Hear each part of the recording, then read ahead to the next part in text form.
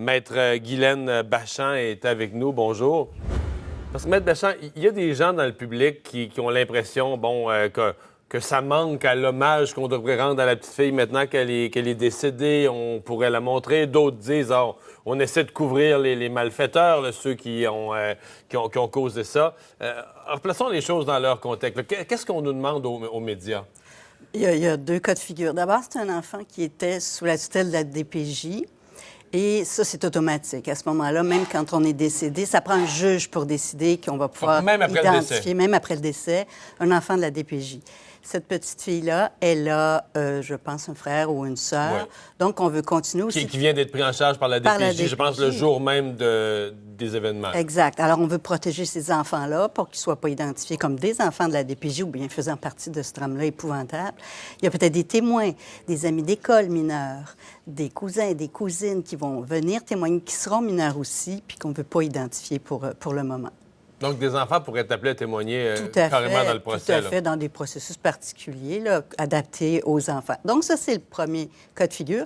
Le deuxième, pour être sûr, parce qu'on sentait là, que dans la population, on souhaitait en parler, lorsque la belle-mère et le père ont été accusés, le juge a redonné une ordonnance, lui, en droit criminel, demandant de ne pas identifier directement ou indirectement. Ça incluait même qu'on ne pouvait pas, dans les médias, les montrer. Exemple, ils sont arrivés dans un fourgon cellulaire. Bon, là, ça ne s'est pas appliqué parce que les vitres étaient teintées. On ne les voyait pas de toute façon à l'intérieur. Mais, exemple, s'ils étaient descendus dans la cour, là, les médias n'avaient pas le droit de les montrer, mais c'est pas pour les protéger eux. Pas du tout. Parce qu'en reconnaissant eux, on identifie les enfants. Là. C'est ça le... Exactement. Puis on est quand même stigmatisé quand tout à coup on est adolescent, que tout le monde sait qu'on était tel enfant de la DPJ dans tel drame. Alors, c'est uniquement pour protéger les mineurs. Que c'est fait.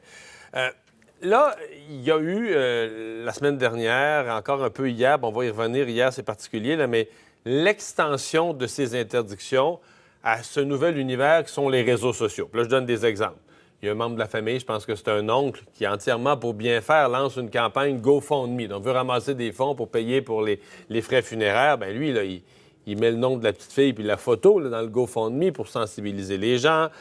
D'autres personnes attristées, des amis, des proches, des membres de la famille. Toujours dans une volonté de bien faire, de rendre hommage, de partager la tristesse. Et là, cette application-là s'applique aussi à ce qu'on appelle les réseaux sociaux ou les médias sociaux. Tout à fait. Marie, moi, ça fait 30 ans que je fais du droit des médias puis des ordonnances comme ça de non-pub. Les gens ne les ont pas tous vus passer, mais il y en a des centaines. Il y en a des centaines par année. Et là, c'est la première fois que je vois tout à coup une ordonnance, de mon point de vue légal, bafouée. Les gens sont de bonne foi, là, mais bafouée de façon si large. Mais je pense pas que les gens, quand ils publient quelque chose, mettons sur Facebook, ils ont l'impression d'être un média. Je pense qu'ils comprennent que TVA, Radio-Canada, les grands médias soient à la télé, là, forcés de respecter ça. Mais je pense qu'eux, ils se voient pas comme ils ne se perçoivent pas comme étant un média lorsqu'ils diffusent quelque chose sur Facebook. Tout à fait. Mais le juge, dans son ordonnance, sous la loi, dit toute personne. Mais maintenant... Donc, on devient...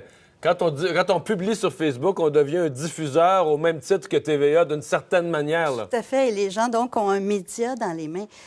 On se souviendra dans le temps de Nathalie Simard, maintenant on peut le dire. On ne pouvait pas le dire pendant un certain temps, qu'elle l'a fait dans l'affaire Cloutier, que c'était une des victimes. Et à cette époque, il y avait des gens dans la salle qui la voyaient, du public. Personne ne la nommait. Parce que moi, je pense qu'à ce moment-là, il y avait moins de réseaux sociaux. Puis même les chauffeurs de taxi nous le disaient, en TVA puis le Palais de justice, que c'était elle. Mais je pensais ce matin, si on faisait le même cas avec les médias sociaux, ça serait pas possible de garder ça secret. Impossible, plus que 25 minutes, 20 minutes. Ce serait la même chose. Une personne sortirait du palais de justice, serait allée assister puis diffuserait ça. Je dirais. Et à ce moment-là, elle, je prends toujours Nathalie Simard maintenant, elle le souhaite, mais c'est à l'époque, elle ne le souhaitait pas. Ça aurait été brûlé, son identité, en quelques minutes. En résumé, ces obligations de confidentialité sont pas mal plus dures à faire respecter dans notre époque, là. Oui, vraiment, vraiment. Et là, je trouve que en tout cas dans mon expérience à moi, c'est le premier cas évident là, qu'on voit avec cette petite fille-là. Bon. Hier, il est arrivé quelque chose de beaucoup plus sensible. Il semble qu'on ait identifié même un responsable, un coupable, je vais le dire comme ça, mais parce qu'une photo de la petite fille dans son cercueil a été alors là, réseaux sociaux, a été diffusée, partagée. Puis là, une fois que c'est partagé une fois, c'est repartagé, ça se met à se promener. D'ailleurs, est-ce que chacun devient responsable? Est-ce qu'une personne qui ne fait, comme on dit, que retweeter, repartager, redevient lui aussi un diffuseur qui est... Il brise l'ordonnance. Il brise l'ordonnance aussi. Donc, toute personne qui repartage... Oui, parce qu'elle se trouve indirectement. D'ailleurs, le juge a dit directement ou indirectement. Je ne suis pas sûre qu'il avait en tête Twitter ou les réseaux sociaux, mais quand il a fait son ordonnance, il a dit toute personne qui identifie directement, indirectement. Et c'est connu dans toute la jurisprudence sur les affaires Facebook, oui. Dans le cas d'une photo du salon funéraire, là, dans le cercueil, là, c'est encore pire. Est-ce qu'on peut dire que c'est doublement illégal? Bien, ça brise l'ordonnance, évidemment, d'identification. Puis il se rajoute à ça deux choses. Tout d'abord, on pourrait se demander, il y a des choses dans le code criminel sur l'atteinte à la dignité de cadavres. Moi, quelqu'un me disait hier, on n'a pas le droit de faire ça, on n'a pas le droit de diffuser, même de bonne foi, on ne peut pas diffuser une photo d'une personne défunte au salon. Là. C'est comme une interprétation de large. Est-ce que c'est un peu une atteinte à la dignité de faire ça? Et il y a toute la vie privée de la famille. Il y a tout aussi où on irait au droit civil. Mais pour moi, à la base, déjà, là, c'est de très mauvais goût, là, je pense qu'on se comprend. C'est très, très délicat, effectivement. Puis on n'a pas vu ça souvent sur les réseaux sociaux les dernières années. Est-ce que la justice, le droit, exemple, les juges là, qui sont habitués à faire ces ordonnances-là vont devoir se questionner davantage ou se re-questionner à l'époque des réseaux sociaux? Comment on... C'est vraiment le mot média qui est intéressant parce que les simples citoyens, eux autres, ils se perçoivent qu'ils font un acte privé, ils ont leur Facebook, ils ont 250 amis ou membres de la famille qui les suivent. Ils ont l'impression un peu comme s'ils racontaient ça dans un souper de famille. Ils n'ont pas la perception de diffuser. Il va y avoir soit un travail d'éducation à faire, ou soit une révision de la part des juges ou des tribunaux sur comment on... Parce que j'ai l'impression que présentement, il y a quelque chose qui est déconnecté, là. Absolument. Où le juge, dans son ordonnance, va pouvoir peut-être un peu plus expliquer les choses maintenant, parce qu'il le sait, dans la vie, qu'il y a des réseaux sociaux. Puis parce que là, comment arrêter tous ces gens-là? On ne va pas tous les envoyer en prison pour outrage. Dans les faits, c'est ça, la loi ne s'applique pas, là. Tous ces gens-là ont contrevenu à la loi, mais... Il leur arrivera rien. Moi, que la couronne devrait prendre un cas type, là, flagrant, pour montrer aux autres, ça m'étonnerait. On ne peut pas poursuivre Facebook, très, très difficile. On ne rentrera pas là-dedans aujourd'hui, mais tu sais, la juridiction au Québec. Donc, c'est vraiment un nouveau phénomène. Il va falloir réfléchir puis trouver des moyens, parce que moi, je crois que les ordonnances sont utiles. Oui.